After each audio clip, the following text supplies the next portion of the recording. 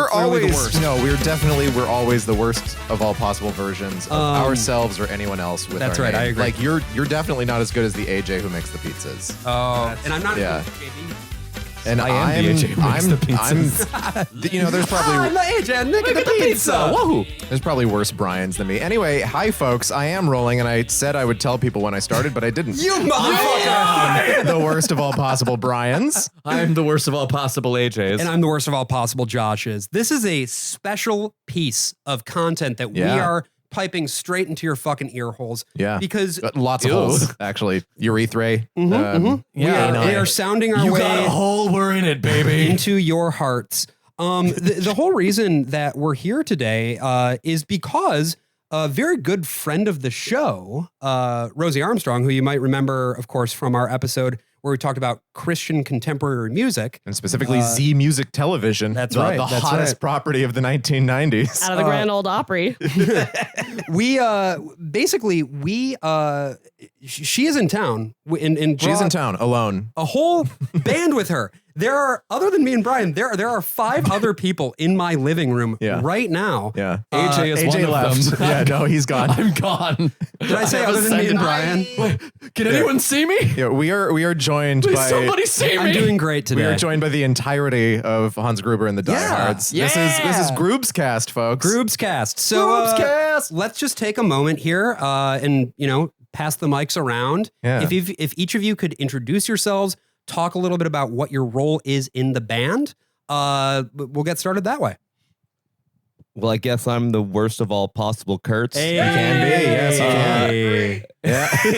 Some people can. I play trombone and also do lead vocals for, not lead vocals, co-lead vocals for Hans Gruber and the Diehards. Is that just vocals then? Like normal vocals? Yeah. No, they're special vocals. Okay. It's Kurt vocals. Kurt vocals. I went to school for it. I have a PhD in myself. I know what you went to school for. And that was being a better servant of the Lord. Hey. Through Amen. filmmaking. Filmmaking. The word of the I Lord. went to school for the same thing. And you better believe that I, every day, go out and make Hans Gruber a servant for Jesus Christ. That's Yes, great. yes. That's great. We're so proud That's of the you, thing Kurt. people don't remember about Die Hard is Hans Gruber, a devout Catholic. I'm here just to be the juxtaposition to the worst Kurt as he solidified in that speech. So I'm Chris. I'm the drummer and one of the songwriters for Hans Gruber and the Diehards, and a devout atheist. And I really bring the lack of spirituality and God into the band. I really make sure my heathenist ways, infect every moment of our touring lives. Did you say heathenous? I did. I like that. Yeah, I just bring the bad is what it is, I guess. If that's the worst break version bad. of me, Yeah. I'm Rosie Armstrong. Y'all have heard me before, as they said. And I play the tenor saxophone as well as Rosie vocals, which I also majored in. Oh, nice. It was technically a minor. She doesn't tell you at the school of Kurt. Oh, okay. But you both learned to serve the Lord, and you still carry, of course, the spirit of the Lord in your heart. Correct. And that's why I went to the Kurt school, because as my husband, I must submit to him. I'll say praise Jesus. I'm Danger. I play bass. I was the janitor at the School of Hard Kurtz. Did you solve math problems on the board? Uh-huh. Well, it's not your fault, Danger. Danger. What if it is? It's not your fault. Oh my Danger, it's God. not your fault. Oh It my might be. God. What is this? Yeah. What is this? I don't It's like not these your fault. apples, AJ. I don't like them. Yeah, I mostly sleep in the van. That's about it. Hey, I'm Michael. I'm the worst of all possible guitarists. Wow, wait, a band that has guitar, drums, trombone, saxophone? Yeah, what kind of band is this? What is this, a leather bar? Hey. Yeah. We played a leather bar once. Really? Oh, yeah. We did. Tell us about it. Please. It was a while back, but I just remember being like, oh, San Francisco, yeah, the SF Eagle. And I I didn't get hit on as much. Okay. Usually Yeah. I get hit on. Yeah, that makes sense. I think Chris was Chris the got only hit one on. that I was actually gonna got say hit Chris on. was bell of the ball. The resident bear. Yeah, my wife has to sometimes keep me behind her because there's a lot of bear traps in this world, and I somehow stumble right into them. And the Eagle in San Francisco was definitely no different, but it was nice. A gentleman just decided he wanted to hold my hand without me understanding, and I was like, okay, yep. I got my hair pet for a while. Oh, nice. I got a slight back rub. Really, to be honest, I kind of would rather play more Daddy Leather Bars because I got treated. I got treated like the queen I know I can be. I believe it. I mean, just because, the audience can't see you, Chris, but just to sort of describe sort of your overall appearance, you have a fantastic beard. You've got like a really sturdy build. You've got some wonderful tattoos. And I can You literally described everyone in a punk band that's white from the East Coast. You are a ska daddy. Yeah, it's true. It's Scatty, I believe. Yeah. and we're proud of you for it. So, the first question that I guess I wanted to ask now that we have all been introduced, and good luck keeping these voices straight, listeners. We'll do It our doesn't best. matter. They can't keep the three of us straight. You're not wrong. It's over. It's fucking over for you. There's hoes. Rosie and everybody else. So this one is for Kurt because Kurt, you had mentioned before we started rolling a little bit about there was a song that you had mentioned about it was like a 5-Iron Frenzy or something like that about No, Real Big Fish. Real Big Fish, Real sorry. Big Fish. The secular 5-Iron Frenzy. Yes.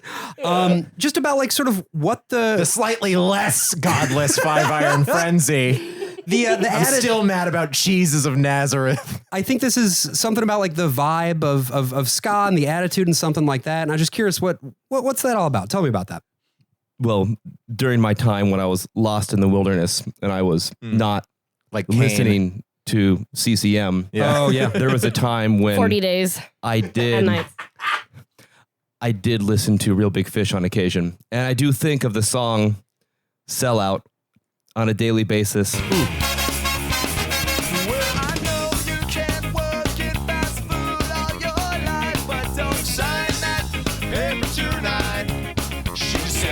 And in all seriousness, I sell biscuits and gravy for a day job. Yeah. And it's fine. It's not a hard job. It's breakfast. I'm done by 2. But That's our pizza. that's our pizza. That's what got me out of this Just keep going. conversation. It's all right. Yeah. I have begun to relate to the song because it talks about selling out and Yeah. not working in fast food. And every single day I'm like, man, that sounds really nice. Like what genre do I need to switch to make this happen? Because I don't know if you knew this. Ska's not really big. Oh no, it's no. not a profitable genre. It's not, we're trying our best, but those ska bucks just aren't coming Yeah. in. Okay. Well, you're a band from Texas, and I've recently learned that in Texas, a great way to make some money is to be a high school teenage girl writing a musical based on the style of Hamilton, Oh, but it's God. about Jesus Christ and Yes. his apostles. Oh no. Yes. Oh yeah. So if you I'm ever need to afraid make a so. pivot, So there's some real money actually going into this show, which is huge. the most Duck wildest Dynasty part. money. Yeah.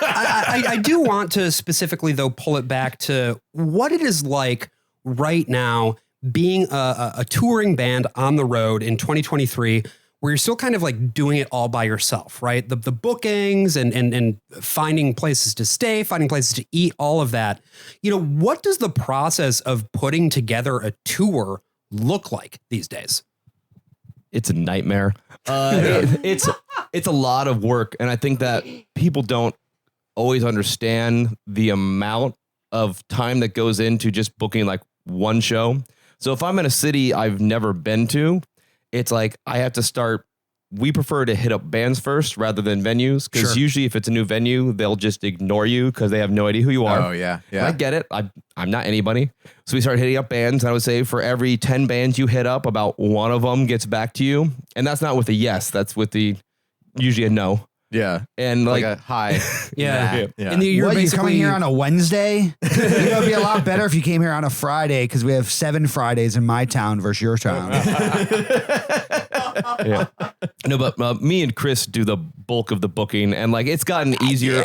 Rosie, I would say Rosie as well. Recently, Rosie's been taking up and doing a lot more.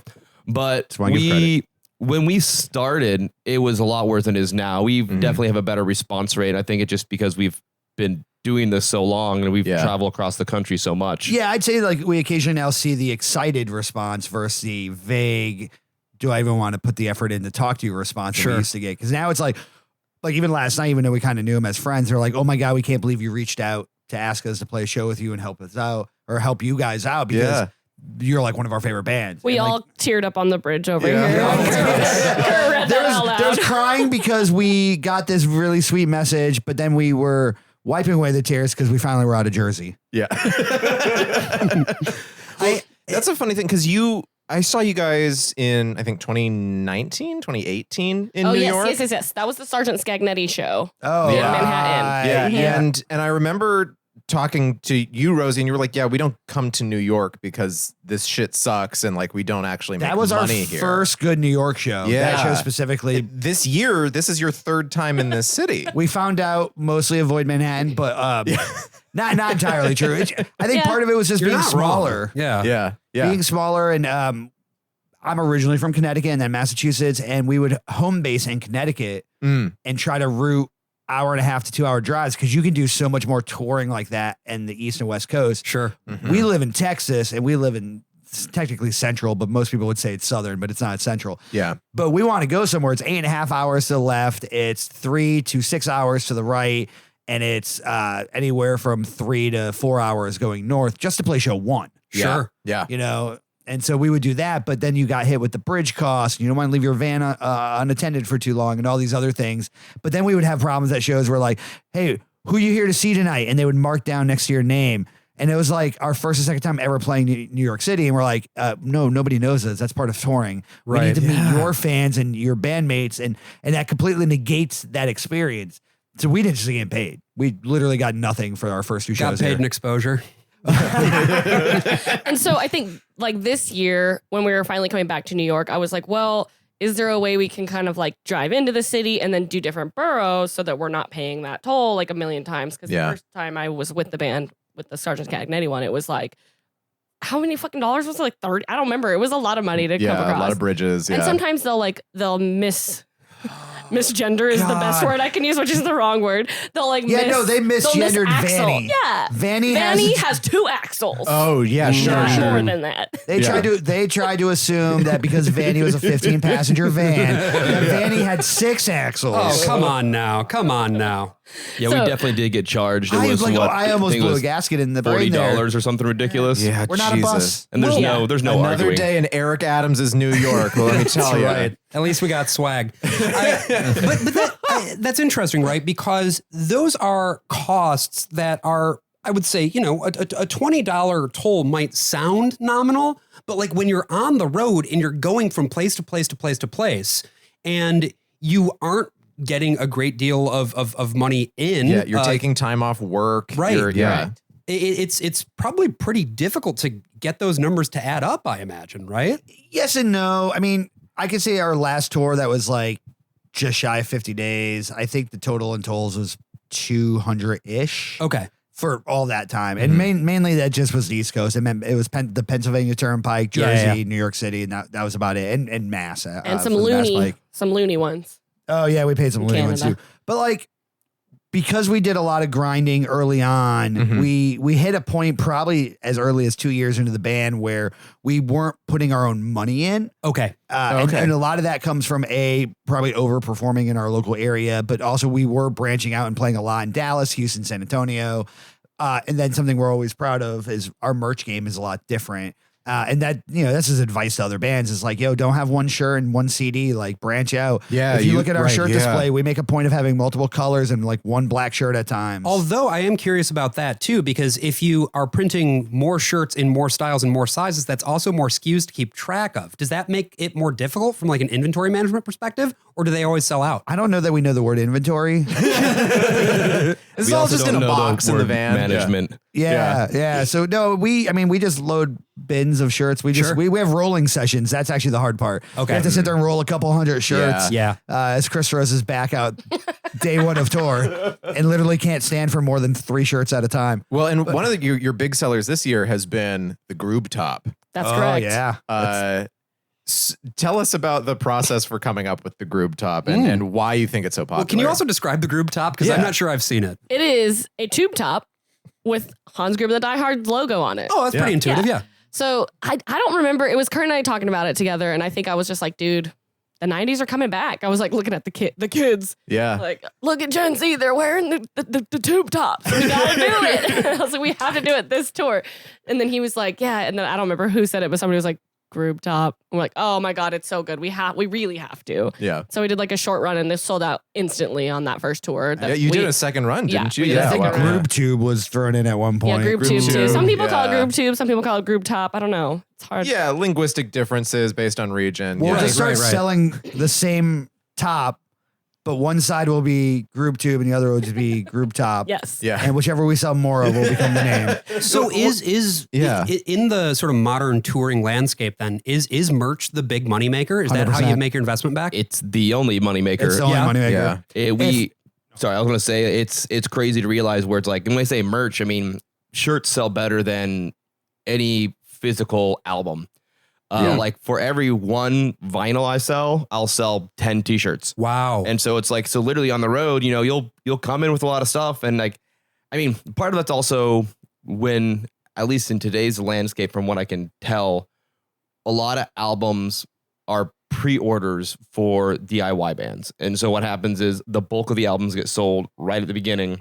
And then you have a bunch in your van that weigh it down for months at a time. And some unfortunate soul gets the heavy bin. The heavy merch bin. It's usually Mike.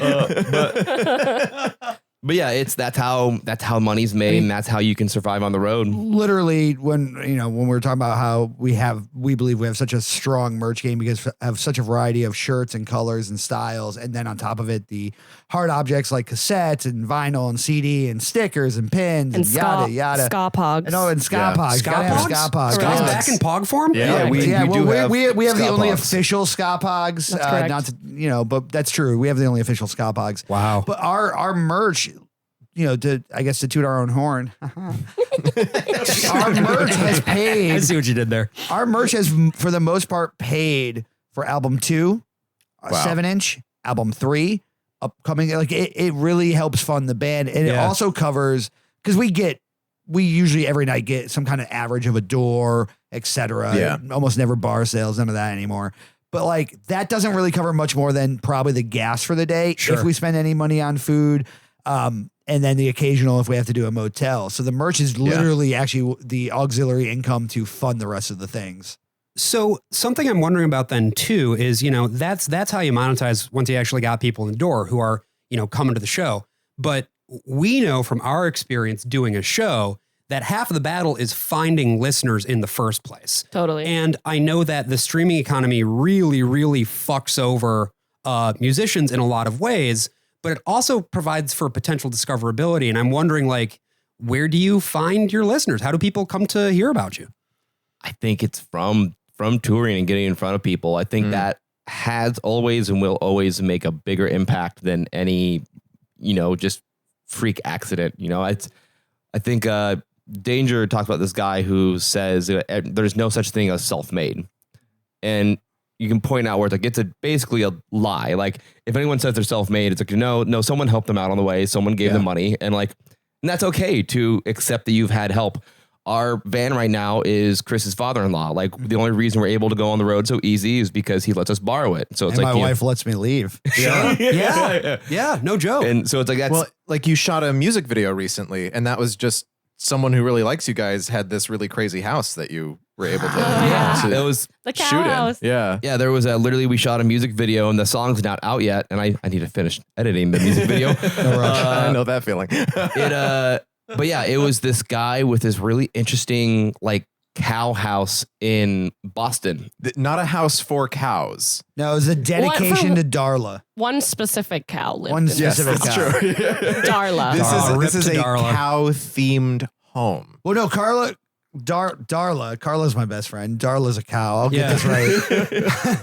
Carla. Who says that a cow can't be your best friend? It's very important to keep those straight. I mean, Darla is probably what's his name? Sam's best friend. Yeah, Darla. There's no R.I.P. Darla is a.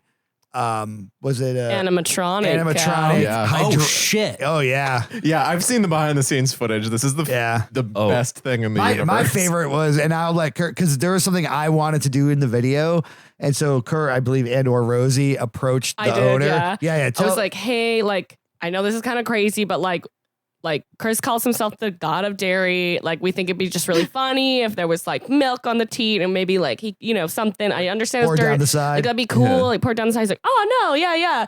You can drink out of them. So this hydraulic. There's a spigot. Was it fiberglass? That's what it was. Fiberglass This cow. fiberglass amazing persona that was Darla not only had a barn door opening to light show track, then hydraulic lifted to be filled with milk for me, Rosie, and Kurt to absolutely drown ourselves in milk. And I want to give a shout out to Rosie on this because no one's seen the footage. I was the first to go because I'm absolutely just gonna be an idiot about it. I'm literally sucking on this fiberglass tea. I'm drowning in milk. It is going up my nose, in my ears. I literally had to turn my head after my enjoyment was over, and it poured out even more. And Rosie didn't even hesitate. She slid under that cow so quick and just slurped it up off the floor. I was just, that was part of vibing. I was part of my inner child work because when I would spill milk when I was young on the table, my mom would make me slurp it up. Don't waste that milk. If my wife hears this, I'm sorry, Allison. So speaking of spilt drinks, this reminds me of a way off topic. That was the best transition we've ever had. I was once at a party and people were playing beer pong and some of the cups got knocked over. This girl took a paper towel, wiped up the beer, and then rang it back into her cup and kept drinking. No. I was like, I'll give you another beer. You don't have to do that. Oh my God. Speaking of certified freak, we have one right here. I don't know if Danger wants to talk about it or wants me to tell the story. Oh man. Okay. Last tour, we played a show up in Connecticut with Sergeant Scagnetti and then Brunavit, two of older bands that like Chris loved for years and used to play Where I with. broke my face. And I go over to the merch table and we're right next to Brunavit and I just see Danger with a shirt from Brunavit, which has a really big graphic on it. So it's kind of like, it doesn't soak it. They had spilled their beer on the shirt and I just see them with the shirt like funneling it back into their beer. So just in case listeners weren't aware, we do play ska. We are poor. That shirt is being wrung into somebody's mouth. Buy a t-shirt so we can stop drinking floor beer. I'm not going to lie. Buy the t-shirt. We're probably still going to have it. Still gonna do it. Merch link in the show notes. Check it out. That money is going to pay for that floor milk is what it's going to. There we go. Yeah, that was enough of AJ was so repulsive. AJ, the founder of AJ's Horse Corner, turns out does not have a cow corner. I was gonna say this has been Chris's cow corner. Moo, yeah. That's great because, by the way, if you don't know, we've invented a new subgenre. I can't take credit for it, so I think it was it me or you, Kurt? I don't know. I think it was me. I think it was Rosie. I'm gonna take credit. Okay. So there's some like not younger, but I guess more like active or current, not 90s kind of ska, like more recent ska bands that call themselves New Tone. Not all. Yeah. Okay. So they call themselves New Tone, and we decided that we're Moo Tone. Hey, all right. And the thing is, if you follow our socials, we were proving that we were Moo Tone for years. We just didn't realize it. We didn't discover. Before it was Moo. Yeah. Yes. I was excited for my birthday. I got to go to Grandpa's Cheese Barn. Correct. In Wisconsin. I kid you not. I think we ate 5 pounds of cheese before we got to the show. I think it was the first time I said, I don't feel good. And I would love to tell you that there was a joke there, but my birthday was a few days ago. And they asked what I wanted to do. I said, I want a pecan pie and I want to go to Grandpa's Cheese Barn. Did you get the pecan pie? No, they didn't have any. They had cheese. Okay, 1 out of 2. Some other sort of, I guess, stories from the road here that I'm curious about. One of which is, Rosie, you had sent me some images from a like Precious Moments museum and Oh, it's not a sculpture museum. garden of some sort. It's not a museum. It's an active. It's an active place like a of worship. 1% museum. Yeah. Okay. Tell me It's a about chapel. that, please. It's a chapel. Well, It's consecrated. with the tears of those sad little. You walked on Precious babies. huge-eyed Eyed children. Yeah. Okay. Gayest chapel I've ever been in. Anyway. Hell yeah. So many rainbows. So many best friend boy like Yeah, we have a lot of David young and- people who listen to this show. Do you think they know what Precious Moments figures are? If they have a grandma, I feel like the Yeah. answer is Yeah. yes. But So, I think it was like- Mike that didn't. Mike, you didn't know. that's You didn't fair. know about Precious Moments. No, I was unaware of it. I thought with the way they were reacting to hearing that, I thought when we got there it might ring some memories bells, but I did not recognize. I was going to have Rosie tell the story about Precious Moments, but I want to hear it from Mike's perspective, not knowing what Precious Moments was. Let me give a little preface though, which is I think in past tours we have driven by and I've been like, oh, we should go to the Precious Moment, like as kind of a joke, but kind of like an ironic joke, Yeah, you know, yeah. as one does. And I'm pretty sure you might not, you maybe didn't hear me, but I swear to God, Chris was like, nah, I don't want the God stuff. And this time, Chris saw it on Alice Obscura and was like, we have to go to this. And I was like, yes, we Because Alice do. Obscura legitimizes. Yeah. It's true. It's Yeah. true. Okay, Mike. I mean, it was just a very big, colorful chapel. What's your painted all experience? over. You're walking through the door. What do you see? What is meeting your eye? My first do you thought smell, was, Mike? you know, Describe it slowly. I saw a bunch of older ladies wearing American themed shirts. All the same They shirt. all matched. All The matched, whole all the group. same shirt. Yeah. Very patriotic. Yeah.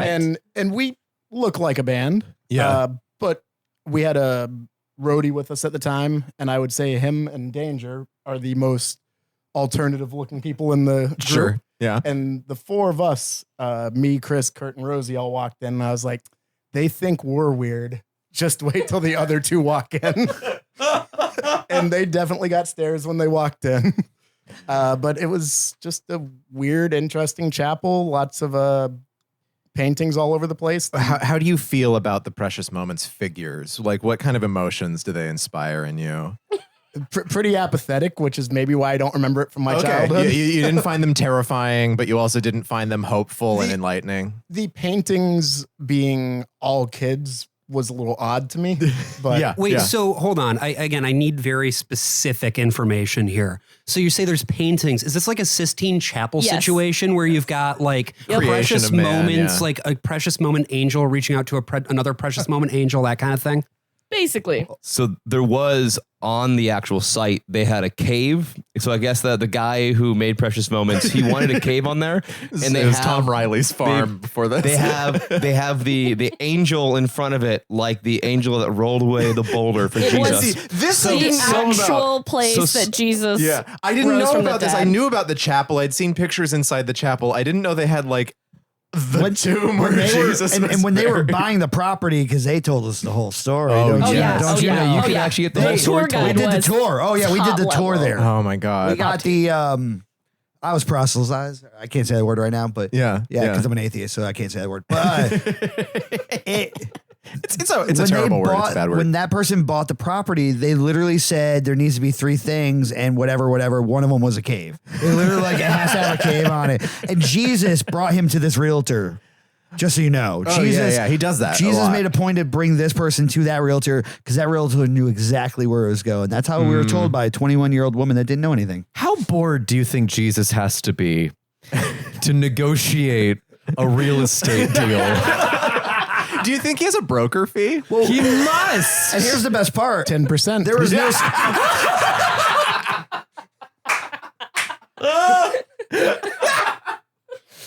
So there was a platform so that you could overlook the cave and the angel in front of it. Yeah. Post boulder moving. And the thing is, there's no sign or fence. Well, there actually was a fence, but there was no sign saying we couldn't go up to it. We can't read anyway, though. Yeah, so we it can't doesn't read matter. anyways. So we just went. We just hopped over and went. We had to go over a fence, which to the clear. tomb? We went Yeah, we into the did. cave. Just like Mary. My name is Rosemary. Rosemary Magdalene. You know what that cave was full of? Trash. Yeah. Oh, it wasn't empty? The tomb is not empty. We are not saved. Correct. McDonald's was present. Someone probably just does heroin there. Like, that's probably their spot. It was the Ozarks. Oh my God. So Probably meth. Cave were there- spotting. so- Is that anything? Yes. Were there stained glass windows? Yes, bet. beautiful. Oh, you better believe Beautiful. it. They had They were shipped from California. Oh, They had precious No, moments. better yet was the hand-carved wood doors that he learned how to carve. I have to give credit. This guy's an artist. Yeah. As much as I think it's corny, looking at the art in his version of And the he's like Sistine Chapel. anonymous, right? Like no one actually. He lives there. No, he Okay, lives okay, there. okay. Yeah. We were upset because he didn't come over to greet us as a band. Ah. We're kind of a big deal, but I fucking sound like Kurt right now. I spend way too much time with you. But he's a really good artist, and you could the quality of the paintings, no matter what they were, there was skill there. And then we got to see some of his other paintings, photos of him, and you're like, oh, this guy does like fine art. Well, he also wanted to make the doors to the chapel by hand. So he literally was in, I think, was it Thailand or I Taiwan? think I thought it was the Philippines. Philippines. It was the Philippines. And he learned from a master carver and just hand carved the things himself. Unbelievable. And they're Wow. carved differently on each side. these are also carved into the shape of precious moments Yes. figurines. Correct. And there are four doors. There's two at the main entrance and two when you went into So the chapel.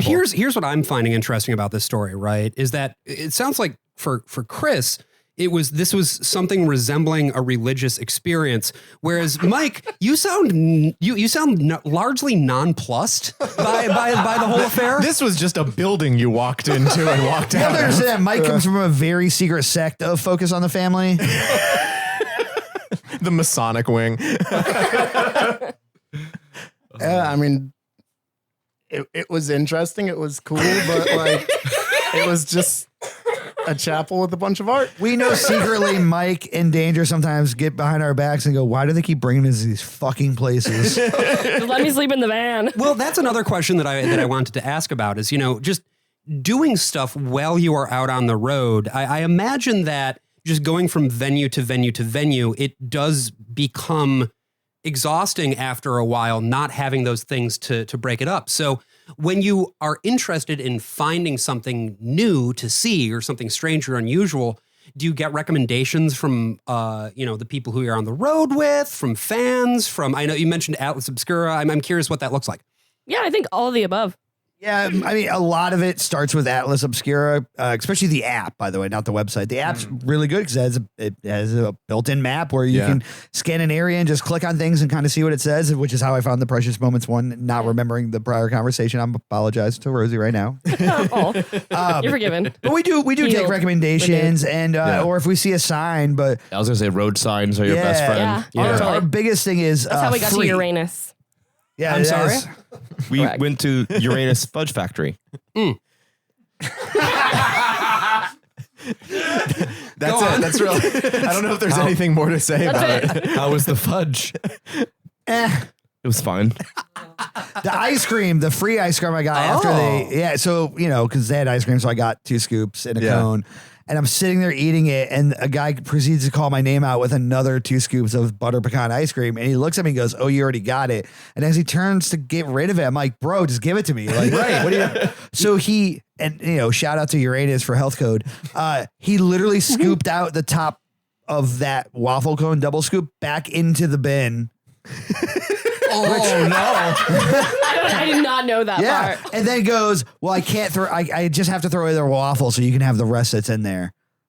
What? So I did get a 3rd scoop for free, and I actually just upside down it on top of the other 2 scoops and had a blast eating it. Sure. Well, that's exciting. It was, but if you, There also was the world's largest belt buckle. Oh, where's that? It's in Uranus. Oh, That's not where belt buckles go. Yeah, you They're on should, the you other should side search of a your little body. deeper. Search a little deeper. Theme Uranus. I don't know what I expect. I walk in the door.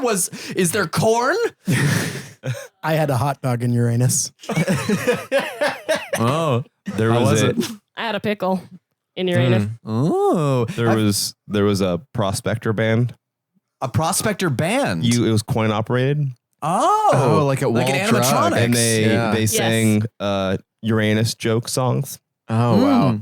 This is like a fucking country bear jamboree style setup here, Yes. but it's But about Uranus. Yeah. Did they have milk there? Could you like drink milk straight out of Uranus?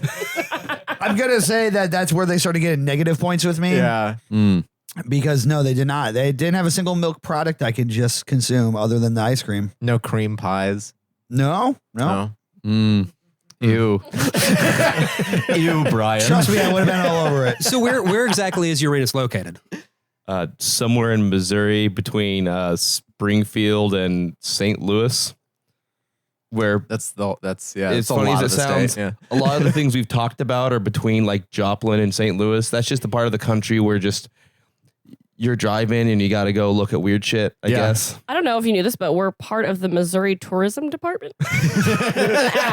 Y'all ever play Branson? We have not yet. God, no. I don't want to go to Dolly World, though. We also help. Yeah. We're I'd like to PR for the California Cheese Trail. Correct. Like I feel like you should go to Branson and try to see if you can open for like Yakov Smirnoff or something. I've known magicians from Branson, Missouri. Of course you have. And let me I really just want to get into whatever that was you just said. well, you have to. It involves a boat. It's a very long It involves story. a boat, and they actually have a monkey. The two of them in their mentalist act. Those two magicians They have do a monkey. mentalism to a monkey? Yeah, That they- doesn't sound very impressive. Trust me, it's not. It mostly involves iPads and Bluetooth. So I've blown up their spot, I guess. But I have a question because there's only one roadside attraction that I've ever actually been to, and it's a Big Duck that's located upstate New York. Have you all been to the Big Duck? No, I know we need to now. Yeah. Is that the duck that's a building? Yeah, it's a duck Yeah, that's yeah, a yeah, building, and I cannot recommend it enough. We have to go. There's Yeah. nothing inside of it. It's really just a giant duck that somebody built. But Wait, is somebody it going to is hear very this much episode worth in the your next time. couple of days, right? Yeah, I'm going to try So to put this out today. my yeah. birthday is like 6 days from now. I don't fucking know. But if Happy anybody birthday. listening has any recommendations for ponds with ducks in Fredericksburg, Ooh. Virginia, please send them to the Instagram for Hans Grimmer the Die Hard. Fredericksburg Duck Ponds. All right. Yes. All right, the call is out.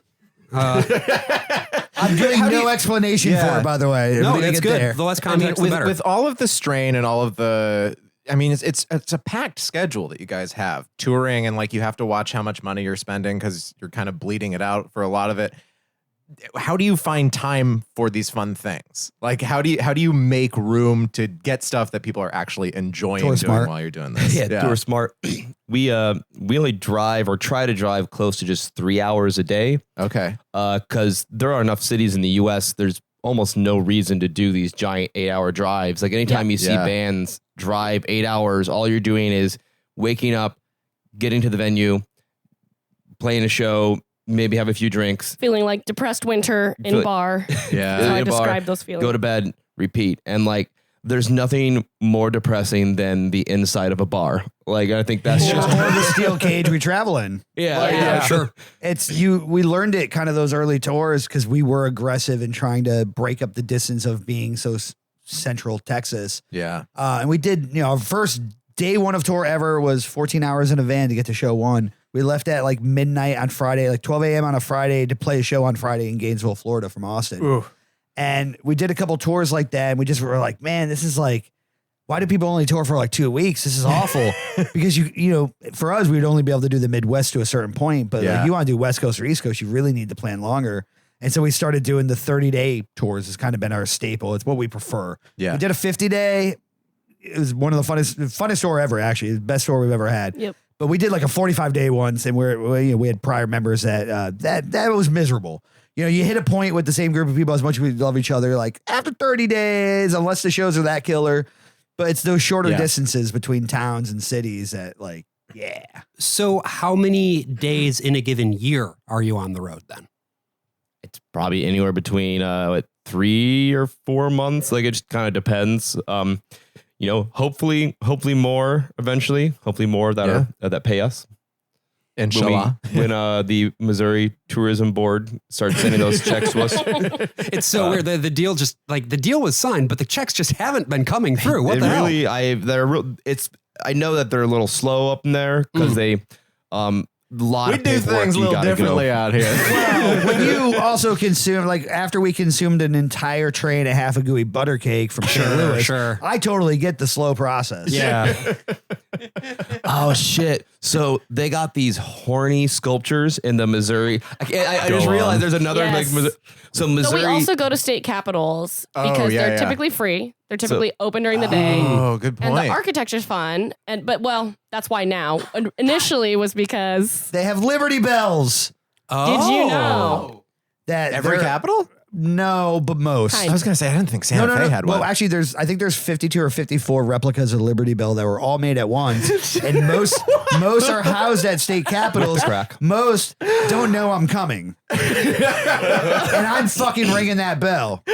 And we have video. I don't think we've ever posted them, huh? We have like a collection No, I know, of. I need it, We have yeah. a collection of videos of me ringing bells across the On the U.S. Google Drive somewhere. Anyways, there's these horny statues at the Missouri State Capitol. Yeah. in the Capitol In the back, building. like It's behind it's it. on the property. And Oh, capitals hell yes. also give you the chance, like when you're in Sacramento, California, to go, how long are you open? 15 minutes? Where's Schwarzenegger? And you get to run up Yeah, we 3 did. flights of stairs just to see the governor portrait painting of Arnold Schwarzenegger. He was our governor for most of my childhood. That's okay. We had Gary Johnson. Well, yeah, true, but it was Oh, one we of those did, things didn't where we? like if there was like an emergency in California, you turn on the TV and be like, "Listen to me, you've got to get out of there. The earth is shaking." See, yours is good. I had Romney for a while. Oh, shit. At some point, you should probably consider evacuating. Maybe get your dog and hitch him to the top of your car. There is no way to carry dogs. You must use both arms. He is an animal lover. Schwarzenegger loves I don't animals. think you should. I don't think you should do that to a dog. I'm Gretchen Whitmer, the governor of Michigan. Rest in peace, Bill Richardson. You died on the same day as Jimmy Buffett, and you were both in Jeffrey Epstein's Black Book. Anyway, I have. didn't know that. I have a last weekend. question here though about because like we've talked a bit now about life on the road as well as the preparations to get out there. But I also wanted to take a little bit of time to talk about like doing the actual things. Yeah, That's yeah. why you're out there, right? You're out there to do shows, to make it happen, to get out in front of audiences. And I feel like there is sort of a thing going on right now in the post-pandemic environment.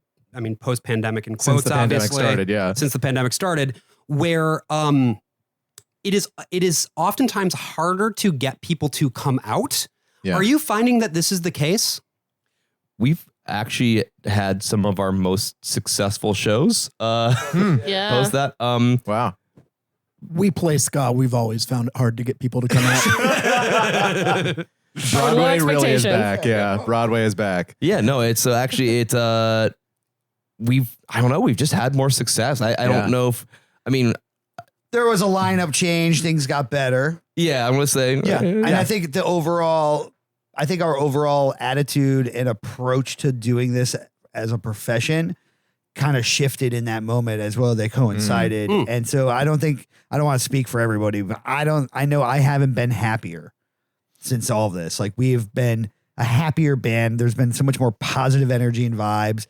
And we hear from other people that have seen version 1 to version 2, especially close friends across the country. They're like, man, you can just see it in our faces while we're playing. Yeah. And I think that resonates with crowds. And so, yeah, we've actually been more successful as a band post COVID, or since the pandemic started. Yeah. Is a much better way to say that.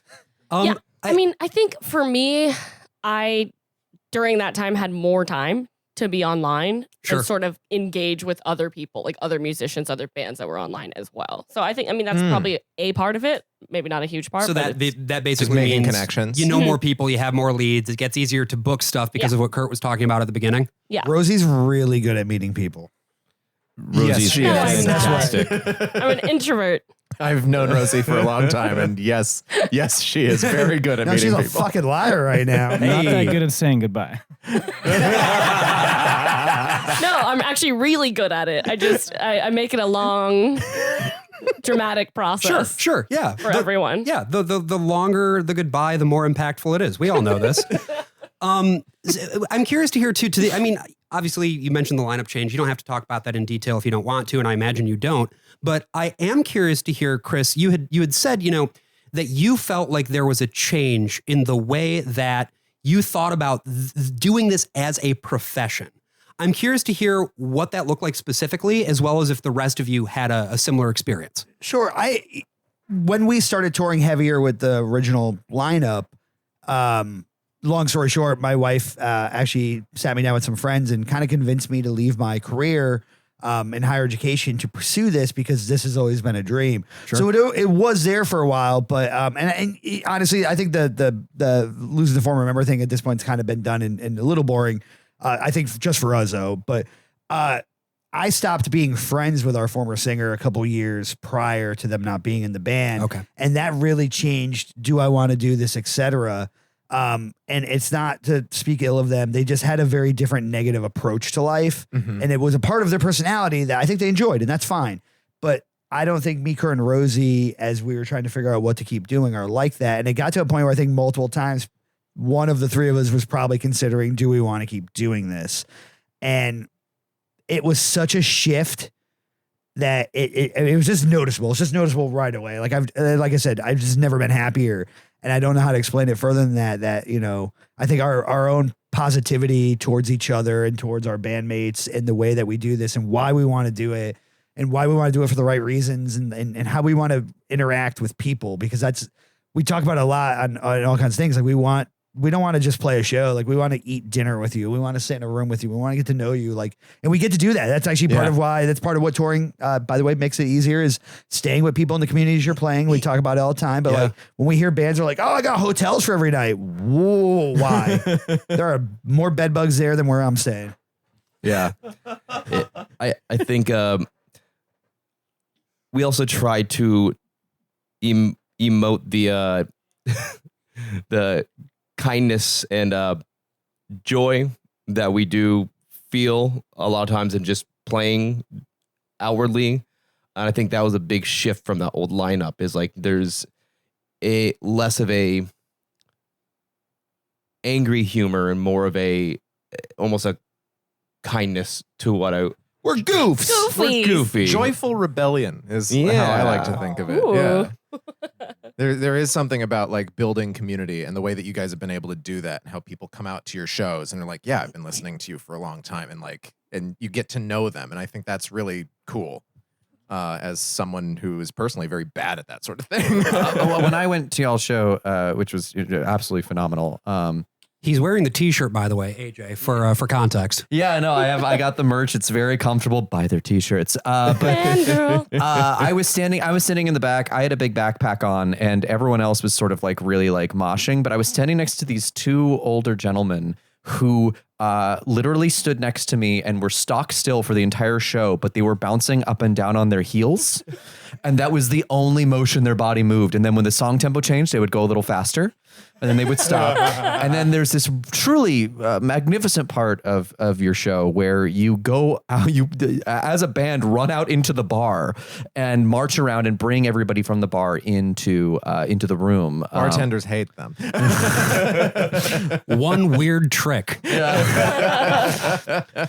But and then get everybody sort of in this lovely conga line. And when you came back in, it was the one time these two guys moved to join the conga line. But even then, just stock still, except for their feet moving up and down. And I was like, I don't think their arms work, these two, because the music is so infectious. You think I was like flailing like a fucking Kermit Muppet. Well, but you do that. Though. Yeah, that's true. And also, I don't appreciate you calling me an old man, AJ. Listen, hey, look at what I did there. You're younger than me. Get out of here.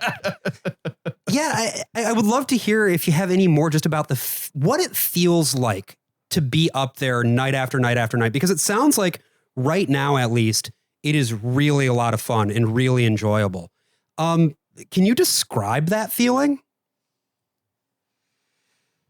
Oh, that's a hard feeling to describe. We're getting into it, yeah. I'll start first, but I'll hand it to Danger. I think Danger we'll get there. Okay. So, it's exhilarating, I guess, is an adjective that I like. There's also a part for me that there's like, I feel focused in a way. Mm-hmm. And it's interesting because it's not always on like my parts or my music sometimes if I need to, right? But like, I tend to be focused on the crowd. I love to watch how people are reacting and how they're responding to what we're doing. And I like to get a little dramatic too and kind of like creepy look at people during certain lines and stuff. And I don't know. So I guess in that way I feel like very focused because it's just like what's a different word? Like almost overwhelmed, but not in a bad way. Yeah. Like almost like everything all at once. It's like I can almost just like feel everything that's happening everywhere. I feel very aware of my not the drums. I fell on those a couple times, but of the crowd. Like I think What do you see? see? What do you notice? Well, I mean, I notice so many people like smiling, and I think that's something that like keeps me doing it and loving it. Is that and I was told this once, even in the old lineup, and I think maybe because of this one moment, it's something that I really strive to do is like spread that joy and fun. There was a girl who came up after a show in Albany, where, by the way, when we were done, I've never heard a crowd scream so loud and so long, which was a crazy feeling too. Like it just felt like time wasn't gonna end in that moment.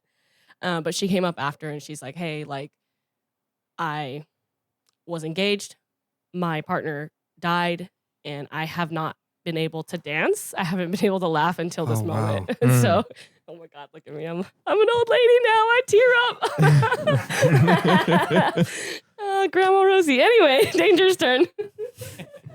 That's pretty awesome. Yeah, it's interesting as an audience member, the effect music can have on you and just like make you move and stuff like that. And I had this like really surreal kind of out of body moment at our festival, Muddy Roots. I was on a lot of things, but mostly mushrooms, and like just kind of like watching my hand play as I was like bouncing around on the stage, and just thinking about that hand is like, I mean, in combination with the rest of the instruments, making hundreds of people move around and like do that, and it was just like fucking crazy. And I was like, this is the coolest shit ever. Like I want to do this every day. Yeah. You had a Violent J like miracles moment. You started thinking a lot about magnets and things of that nature. We have submitted multiple years for the Gathering, and so if they want to put us on it, we're down. Oh yeah, like a clown. They actually gave one of the politest rejections ever. Oh, I bet. Yes, yeah, so cool. It was legitimately So cool. got back. It's like, hey, we have it filled out. You guys, sound good. Go ahead and try again next year. Yeah, like thanks for shooting your shot. It was like, awesome. It wasn't like job, a canned guys. one. It was like a very like a personalized like, yeah, keep at it. And you're like, oh shit, Gathering's really nice. So we're just to throw that out there. Any listeners have a connection to the Gathering? Please let us know. Our juggalos in our listenership. Yeah, It's like half of our listenership is juggalos. Yeah. Mike, were you gonna say something? No, I was just handed the mic. I think Danger didn't want to hold it anymore for fear of having to talk. Yeah. Kurt, what about you? That's fair. I think that when I started playing, especially when I switched over to doing the vocals and trombone, it felt like the thing I should have been doing my whole life. And it sounds funny, but it really is this moment where you're like, oh, like this is what I'm good at doing. And I've done a lot of odd jobs. I've done video and I've a lot of food service things. And it's like to have that moment where you're on stage, you're like, oh, like this is what I'm supposed to do.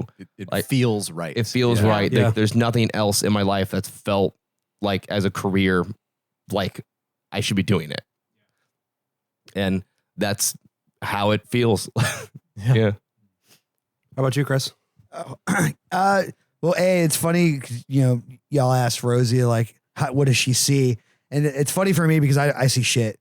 I literally, things, we were playing a show where all of a sudden the crowd dissipated in a manner that I said, oh my God, they hate us. And there were a bunch of young kids.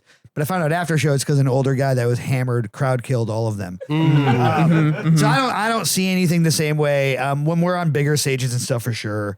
And there's all the feelings I get from watching people enjoy our music and express kind of what it does for them in different ways. Because we're not sitting there like offering these deep lessons in life in the we're a very different kind of band, but that they're energy. they're heading in there. Yeah, we hide stuff for sure. Like you break our algorithm, try. Yeah. But it is also selfish in a way that I think is okay to say that I am good at other things. I've had other careers, but I now feel confident that I'm good at this. I enjoy doing this, and I love the feeling I get when I play with these people. Yeah. And so it's not even just me. Like when we finish a set, I mean, it's just smiles. It's happy. I mean, half the time we walk up to one another and we'll hug each other or pat somebody on the back because like it's just a great show. And it doesn't matter if it's, and I know it sounds cliche, but it really doesn't matter to us if it's 5 people or 500. Because I'm not only playing for the people in the crowd, I'm playing for the rest of my bandmates and playing for me. And there's not really a better job. Having spent years in a career, I prefer this. It still feels great in the practice room. You know, like just Well, where did the gimmick of performing in your underwear come from? So back in college, I saw this band. They're one of my all-time favorite bands called The Taxpayers. And so the lead singer, Rob Taxpayer, I think at the time, I think he was a bit more of a drinker. He just decided to strip down to his underwear and perform the set. just on a whim. I don't know if he did it all the time. It's the only time I caught him. He's our friend now. I can ask him. Yeah. Is his real name Rob? Yeah, I'm His real name is Rob. I'm No, so because I just sorry. connected Rob Taxpayer. And I'm like, that's I'm really sorry, funny. Is his Christian name Taxpayer? Yeah, so it's a Christian family names are band. first names. Oh, they do. really? Yeah, Oh, yeah. I've been saying that wrong for 33 years. First thing I came out of the womb saying was Christian name. That's incredible. It's your Jesus year. I didn't know that. Yeah, but y'all friends are with him now. Yeah. He actually let us stay at his house. But Something about that. Yeah, spoke. was something about enamored. it. I was enamored with it, and so Yeah. I started doing it with my college band, and then eventually I started doing it with Hans Gruber and the Diehards and my other band Los Corrados. And I think it's very freeing. I think the way I've described it in the past is like, you know how they always tell you, oh, if you're getting performance anxiety, to imagine everyone in their underwear. Yeah. Well, just strip down your do it underwear. yourself, Sure. And like, it's almost like I've already bared pretty much everything. So there's nothing else to be worried or ashamed about. My favorite though was we didn't know it was coming. We had no clue. There was no conversation, which is fine. I don't give a shit. I love that you perform in your boxers. And I now perform in you booty take your shorts. shirt off, yeah. And now I got a pair of booty shorts that say ACAB on the back. That's probably a big hit with the Bears at the leather bar, I imagine. Yes. Yeah. We should get you a harness. But fuck yeah, I'll take a sponsored one. You even put your podcast The name worst on of it. all possible worlds harness. Oh, let's go, dude. I am the worst of all possible worlds. I'm harnessed Voltaire. But the first show Kurt ever did this with Hans Gruber and the Diehards, and I don't even think I'd seen you do it with Los Corrados. So we're playing this like free South by South off-brand South by Southwest show, aka don't do these if you're a musician. But we were doing it, and a couple friends were playing, and Kurt's parents are there. And then I turn and Kurt's in his underwear, and I look at his parents, and I went, I guess this is the day, right? This is how we're doing it. Like, and it was, I mean, it just has always stuck in my head. Like, yeah, no, you waited till your parents were there. You needed that approval, right? You need to make sure that mom, because if your mother came up to you and said, "Oh, sweetie, I love you guys, but don't do that." My parents have always been very supportive of my bands. So, and they're supportive What's of that me. like? They would. It's very nice. Your parents are wonderful. As They are are. They're yours. very sweet. I guess I've got one last question really here to tie it all together because we're about an hour now, right? Yeah. Yes. So, you know, our show is all about art, right? And Yeah. pop culture, making it, consuming it, engaging with it in a lot of different ways. Hating it. Hating it, loving it, somewhere in between sometimes. Digging past whatever they're trying to say, which is something I love that you do, Josh. Absolutely. Well, all of you, but Only Josh. only Josh. Exclusively Josh. And I guess, you know, we don't get the chance to talk very often with people who are out there creating it. Yeah. And so a lot of our listeners, I think, also have an interest in creating shit of their own. And so my question is, for those people listening right now who are maybe thinking about doing something, starting to do something, you know, figuring it, they're figuring out how to take it to the next level, whatever. What words of advice do you have for them having now gone through sort of the experience that you've had in growing your own project? I would say, I mean, besides just going and doing it, be okay with failing at it, because you're not going to be good at it when you start, and you're not going to be good at it a year from there, and you're not going to be good at it. And it sounds terrible, but it's like legitimately it takes a long time to be good at something. But if you enjoy it and you get something out of it personally, just keep going. And I think you'll also find people who enjoy that experience with you. I forgot the question. No. So I think for me, the advice I actually do sometimes give to people was, man, fuck anything your parents told you about needing income and a job. And I mean this, I really do mean this. But like, I was raised by parents who like really pushed the ideal that you had to keep a steady job. You had to put food on the table. You had to make a certain income, and you don't have to like your job. You can have a career that might bring some enjoyment, but like you need to do these things. And it took me to my mid 30s to go, fuck that, because it's not important. It's not important to me, especially if you want to be in the arts. Like, no offense, but the happiest people in the world aren't making the best shit. So like right away, whatever makes you happy, get rid of that of your life. So, you know, but like, right? It's not fucking depressing. But like, I thought, and I mean this truly, I thought I left as a dean of students at the point that I left my career in higher education. It was the mountain I wanted to get to. Yeah. I thought that made me happy. I thought having the career had made me happy. I thought making damn near 6 figures made me happy. And I'd rather be poor and do this. I'd rather be poor and pursue the art and the passion than have the safety net of a broken system. Because by the way, none of it matters. Like why am I raising all this money for what? To buy a house? Nobody owns their house. Nobody owns the land, and it's fucking stolen to begin with. So That's right. yeah. But like we don't truly get access to the things we think we do. So is it so I can have a bigger house, bigger rooms, like a nicer car? I don't want any of those things. I'd rather create art and whatnot, and like tour and perform in front of people. And that's my passion, but any art kind of flexes to whatever extreme it is. Yeah. But it was understanding that my parents had it wrong. And because we can never live in the same system. And this got way fucking serious. I'm so sorry. No, you're right. We always bring it back to material conditions. Yeah. Like we can't live in the same environment that our parents lived in. Because I don't believe, and you'll never convince me otherwise, that a house should cost more than it's the product and the cost of labor. So whatever that was, whatever the lowest denominator of the wood and the paneling and everything else and the wires plus the labor costs at a fair fucking wage, by the way. Once Rosie gets paid, yes, then that's it. But does that mean my house should be $500,000? Missouri Tourism Board. But anyways, it took me 35 plus years of my life to get and move away from that mentality. And do I struggle? Hell yeah. Is this lifestyle the fucking hardest? And did I drop a banana peeled on the ground in front of a gas pump, pick it up and go, fuck it, that was food, and eat it? Yeah. Because I didn't want to waste that food. Yeah. Me and Rosie once ate sidewalk sausage. And you'll have to get the Grand Rapids, Michigan. Hey. Oh, yeah. Yeah, we talked about it earlier and you remembered. Mike got the sausage, dropped on the sidewalk. We got all the sausage, sidewalk crumbles, and we. Oh yeah, the journey through memory. That's the end of my rant. But it's push away the boundaries that were implied upon you by parental figures, and just do the thing that makes you happy, and understand it's gonna suck. And the best quote ever is like fail again, fail better. Like deal with that part of it. I know it's fucking hard, but it took 9 years to sit in a room with people I don't know to do this right now. Yeah, and I like that. Yep. We're still a ska band, so we're still failing. Yeah.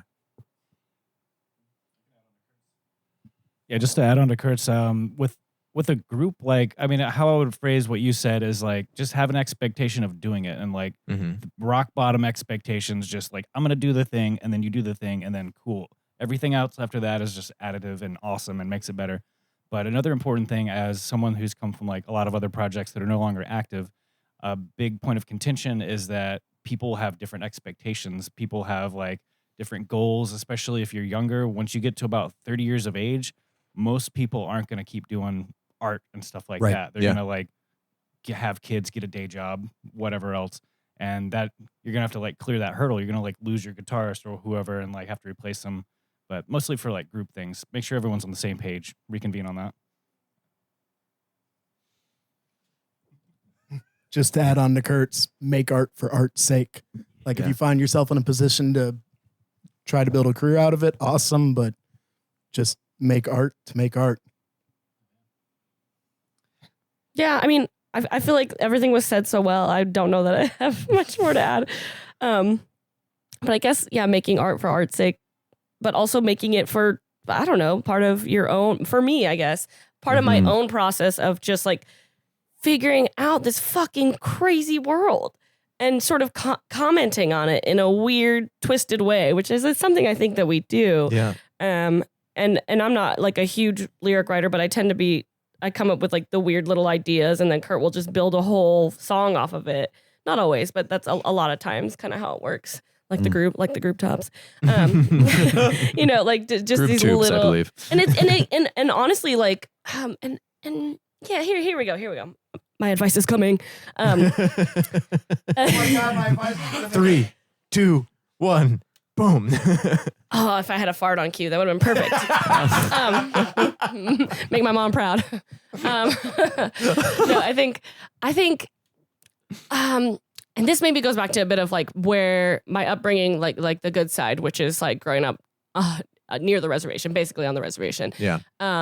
Is I think sort of like somehow filtering this crazy world through humor, because that's how a lot of those stupid ideas like with our songwriting come about anyway, is that we're just joking around and we're just like making the bit further and joking further. And like, I think y'all do that great.